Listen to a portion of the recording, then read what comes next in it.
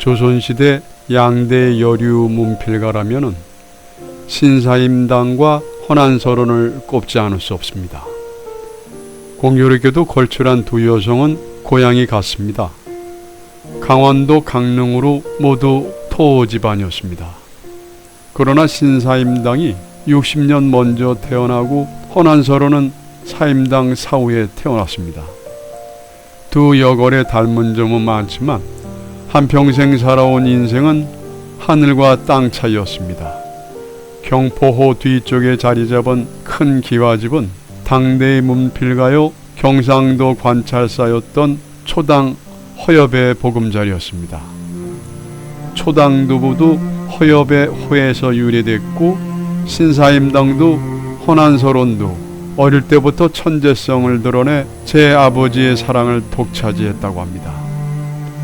혼기가 찼을 때 두 천재의 아버지 판단이 그들의 일생을 극과 극으로 갈라놓았습니다. 신사임당의 아버지는 아예 가문도 학식도 한참 모자라는 대릴사이를 데려와 딸이 마음껏 자신의 재능을 친정집에서 눈치 보지 않고 펼치게 했지만 헌안서론의 아버지는 문필에 능한 자기 딸을 5대가 문과에 급제한 안동김씨의 명문 가문집에 시집을 보내기로 했습니다. 문필가 집안에 문필가 며느리가 들어오면은 귀여움을 받으리라는 생각이었습니다. 그러나 그것은 완전히 오판이었습니다. 꼬리에 꼬리를 무는 헌안서론의 비극은 여기서 시작이 됐습니다. 시대의 조류도 한몫이 됐습니다. 고려시대부터 조선 전반기까지 내려오던 혼례 풍습인 남귀여가는 남자가 여자 집에 의탁한다는 뜻으로 대릴 사이로 신랑이 신부 집에 들어가 사는 것이었습니다. 신사임당이 그랬습니다. 그랬던 풍습이 조선 후반기로 넘어오며 친영내, 신랑이 신부 집에 가서 신부를 데려와 본가에서 혼례를 올리는 방식이죠.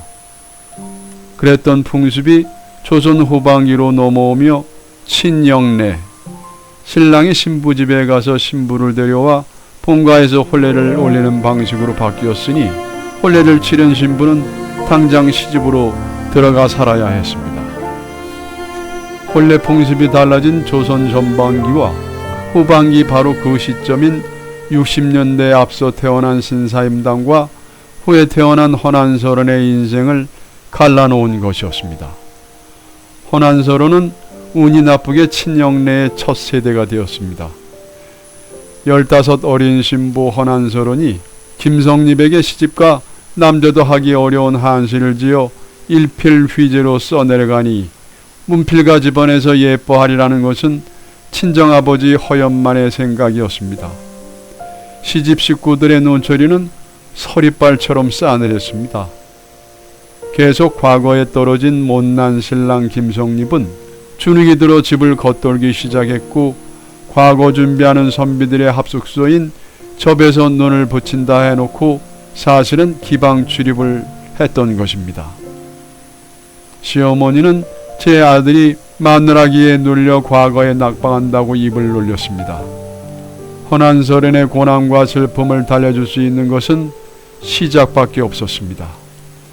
시댁의 식구들이 잠든 깊은 밤, 피를 토하는 소쪽새 울음을 삼키며 호롱불 아래서 붓을 휘둘렀습니다. 허엽은 본초와 사별하고 죄치를 맞아 이남일녀를 뒀습니다. 오빠가 명나라 사신이었던 허붕, 가운데가 헌안서론, 남동생이 홍길동전을 한글로 쓴 허균이었습니다. 삼남매는 후처의 자식으로 과거에 합격하고 등용돼 나라의 녹도 먹었지만 서자에 대한 유교 사회의 차별에 분노했고 허균은 양반을 능멸하는 소설 홍길동전을 써서 양반들의 횡포에 짓눌려 살던 무지렁이들의 가슴을 뻥 뚫어줬습니다. 비록 훗날 그는 능지처참을 당했지만 말입니다. 1580년 경상관찰사를 마치고 귀경하던 아버지 허엽이 상주에서 쓰러져 객사를 했습니다. 얼마 후 헌안서론의 어린 딸이 죽고 이듬해 아들도 죽었습니다. 경기도 광릉 땅에 두 남매를 묻었고 아버지를 여의고 자식까지 모두 잃고 구곡간장이 끊어지는 슬픔을 느끼다가 뱃속에 잉태한 자식도 떠나보냈습니다. 몇 해 후 허난서련이 부모처럼 기댔던 오빠 호봉이 관직에서 물러나 방황하며 술로 세월을 보내다가 강원도에서 객사를 했습니다. 아름다운 부용꽃 27송이 붉게 떨어지니 서리딸이 차갑구나. 허난서로는 자신의 죽음을 예견했을까? 이 시를 짓고 이듬해 천재는 요조를 했습니다. 그때 그의 나이 27. 그는 죽기 전에 한평생 3가지 한을 피력했습니다.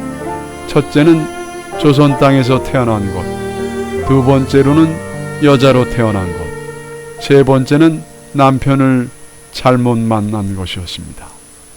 그녀는 자기가 지은 시작을 모두 불태우라고 유언을 했습니다.